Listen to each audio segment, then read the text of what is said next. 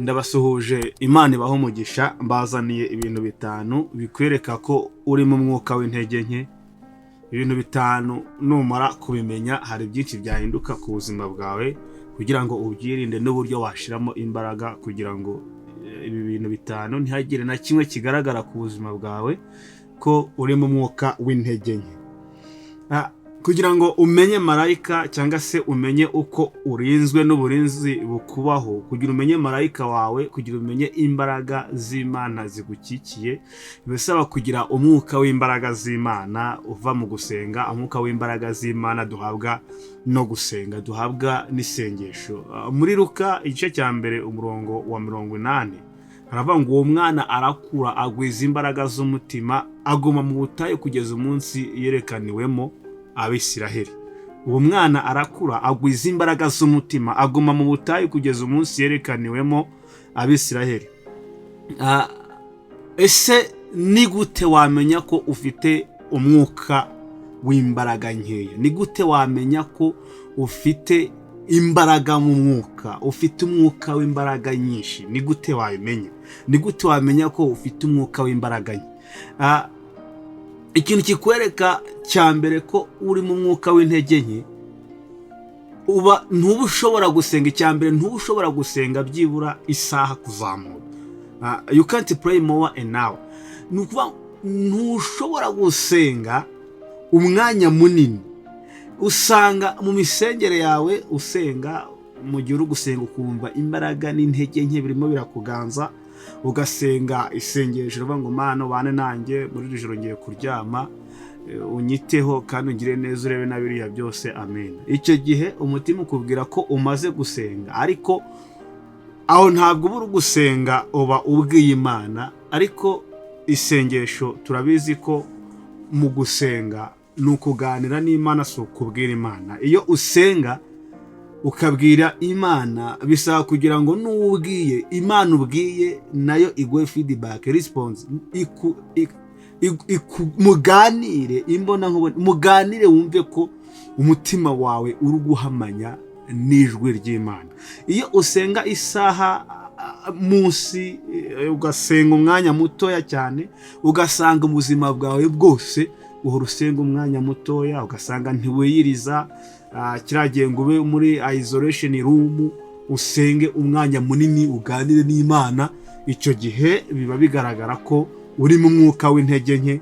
Ubundi Imana ubwayo cyangwa se isengesho, a prayer is a communication between a man and God. Nuvuga ngo iyo uri gusenga, isengesho ni ukuganira n'Imana, si ukubwira Imana. Iyo Imana yibwiye rero ngo Mana ngo ngiye kuryama, undinde muri ijoro n'abana ndabakweretse, biriya byose ndabikweretse, urakoze, amen. Kiriya gihe ntago uba wamaze gutinda mu mwuka ku buryo ubona feedback cyangwa se ubona igisubizo, ubona mbese uri guhererekanya isengesho n'Imana. Kuriya uganira n'umuntu ukenera ko agusubiza. Iyo ari kugusubiza muba muri gukominikana, muba muri kuganira. Ariko iyo uganira n'umuntu ukamubwira ntiyikirize, ukabona yateze amatwi gusa, uba uri kumubwira, icyo gihe ntabwo uba uri kuganira nawe. Kuganira ni ukongera gusubirikanya mu magambo. Imana rero usenga ufite imbaraga z'Imana, ikintu kikwereka ko ufite umwuka w'imbaraga ni ukuganira n'Imana kurusha kubwira Imana. Ya masogonda yanikize, Imana igumugisha. Ikindi cya kabiri, kwibagirwa inzozi zawe. Iyo uri mu mwuka w'intege nke cyangwa se umwuka w'intege nke, ugira ikibazo cyo kwibagirwa inzozi zawe. Kandi kuganira n'Imana, bimwe mu nzira Imana ikoresha umuntu ari kuganira n'Imana harimo no gusurwa mu buryo bw'inzozi. Imana iganira n'abantu bayo cyane ikoresheje inzozi, igakoresha amayerekwa. When you are forgetting your dreams, bisobanura ngo mu gihe uri kwibagirwa inzozi zawe, inzozi warose, uba uri mu mwuka w'intege nke. Icya mbere, turabizi ko iyo umuntu asenga cyane arota cyane. The more you pray, the more you dream. And the more you dream, the more you will remember dreams. Ngo igihe usenga cyane urarota cyane. Iyo urota cyane ukomeza kwibuka inzozi. Iyo uri mu mwuka rero wo kwibagirwa inzozi, bisobanura ngo amasengesho yawe ni makeya, uri mu mwuka w'intege nke. Kandi inzozi ni bimwe Imana iganiramo. Ubwoko bw'inzozi, hari inzozi zituruka ku Mana, hari inzozi zituruka kuri Satani, hari inzozi n'ubundi zituruka ku mubiri busanzwe, umunaniro w'umubiri ugasanga rose ibyo wiriwemo, ariko inzozi zituruka ku Mana zose ziza ziherekejwe n'ubwiza bw'Imana. Nuvuga ngo Imana iganira n'abantu bayo mu nzozi, kandi igakunda gukorana n'abantu bayo, ikaganira n'abo Imana yahisemo yatoranije mu gihe basinziriye mu mwanya w'inzozi.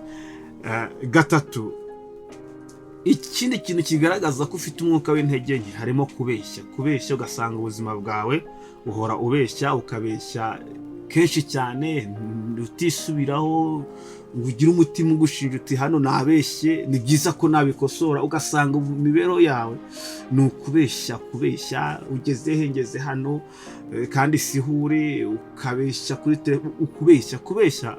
Twese turabizi ko ise w'ikinyoma ari Satani. Nuvuga ngo Imana yanga umwuka wo kubeshya ni umwuka w'intege nke cyane. Uba ufite umwuka w'intege nke ugasanga urasenga, ariko umwuka wo kubeshya ukaguhora imbere, bisaba kugira ngo wongere wisubireho, usenge, usabe Imana kugira ngo iyo daimoni yo kubeshya, kuko sekuru w'ikinyoma ni Satani. Satani yabeshe Adamu na Eva. Icyo gihe kuva uwo munsi Imana ihita yanga ikintu cyitwa ikinyoma. Imana yanga kubeshya, kuko kubeshya bituma ubwiza bw'Imana bukuvaho, ndetse n'ubeshwe nawe uba umuhemukiye cyane. Imana igumugisha. Ingingo ya 4 ituma ikwereka ko uri mu mwuka w'intege nkeya harimo kwishyira hejuru. You need the pride. Kwishyira hejuru, kumva mbere ushaka ishema cyane. Niba uri umuhanuzi, niba uri umukozi w'Imana, ukumva umwuka wawe ni ukwishyira hejuru, ukumva urahenze, ukumva hari ibintu mbese bigukurura, ukumva mbese muri wowe urashaka kugira ngo bose bagukomere mu mashyi. Uwo mwuka Imana ntabwo iwukunda. N'umunsi Satani yabitekereje ko nayo batangira kugenda bayiramya, igashaka kwishyira hejuru, ntabwo byabaye byiza. Imana yamuhanuye mu isi. Bisobanura ngo umwuka wo kubeshya, umwuka wo kwishyira hejuru, ibyo bintu byose Imana ntabwo ibikunda. Kwishyira hejuru ni ikintu cya 4 kikwereka ko uri mu mwuka w'intege nke. Usanga mbese urwanira ibintu kuko ubona biri kure cyane. Kwishyira hejuru, ubundi Imana nishyira abantu hejuru, ntabwo umuntu ari we wishyira hejuru. Ni ukuvuga ngo Imana niyo izi kuzamura, ikazamura abaciye bugufi. Ni ukuvuga ngo iyo uca bugufi, God will lift you up as you always humble. Imana izakuzamura mu gihe wowe ubwawe uzaba wicisha bugufi. Tugende 5. Iki kintu cya 5, niba icya mbere kugeza ku cya 4 utabikurikiranye cyane, cyangwa se ukumva ntabwo biri kugufasha cyane, ariko ikintu cya 5 cyo ni ngombwa cyane. Iyo uri umuntu w'Imana, umuntu usenga cyane, umuntu cyane bireba umuhanuzi, abahanuzi, abantu bavuga mu ndimi, abantu babona amakuru bahabwa n'ururimi rw'Imana. Ni uguhora mu rurimi rumwe rudahinduka. Guhora mu rurimi rumwe rudahinduka, unchangeable language. Guhora mu rurimi rumwe rudahinduka ni ikimenyetso simusiga ko ufite umwuka, ariko uwo mwuka ufite n'uw'intege nke cyane.